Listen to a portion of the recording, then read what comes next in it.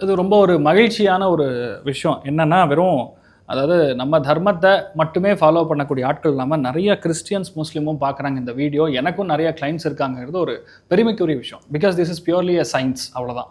இப்போ அவர் கேட்ட கேள்வி பார்த்தீங்கன்னா, 12த் ஹவுஸ்ல போய் சனி உட்கார்றாரு அப்படின்னா, விரையச்சனி அப்படிங்கக்கூடிய வார்த்தை வரும்.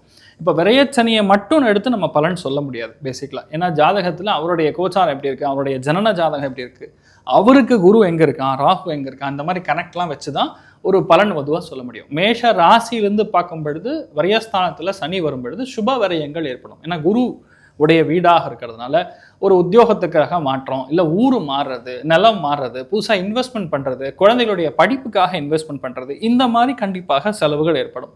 ஒரு சில காலகட்டங்களில் ஒருவேளை ஜாதகத்தில் சில காம்பினேஷன் சரியா இல்லைன்னா வீட்டில் பெரியவங்களுடைய உடல்நிலைகளுக்காக நீங்கள் செலவு பண்ண வேண்டிய ஒரு நிர்பந்தம் ஏற்படும். ஸோ மோரார்லெஸ் குரு வீடுங்கிறதுன்னு கண்டிப்பாக நல்லதாக நடக்கும்.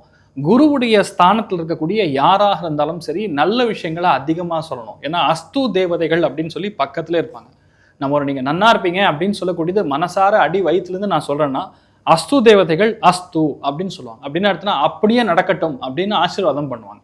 இப்போ நான் கெட்டது மட்டுமே சொன்னேன்னா அதுவும் அதோடைய விளைவுகள் வந்து நடக்கக்கூடிய வாய்ப்புகள் ஏற்பட்டுரும். அதனால் மோரார்லெஸ் உங்களுக்கு கண்டிப்பாக நல்லது நடக்கும்னு நம்ம பிரார்த்தனை பண்ணலாம். கண்டிப்பாக ராபர்ட் அவர்களே, நீங்கள் ரொம்ப நல்ல விஷயங்களுக்காக செலவு பண்ணுவீங்க, சுபகாரியங்களுக்காக செலவு பண்ணுவீங்க. சீக்கிரமாக அருமையான ஒரு கார் வாங்கணும்னு பிரார்த்தனை பண்ணிக்கலாம். தேங்க்யூ.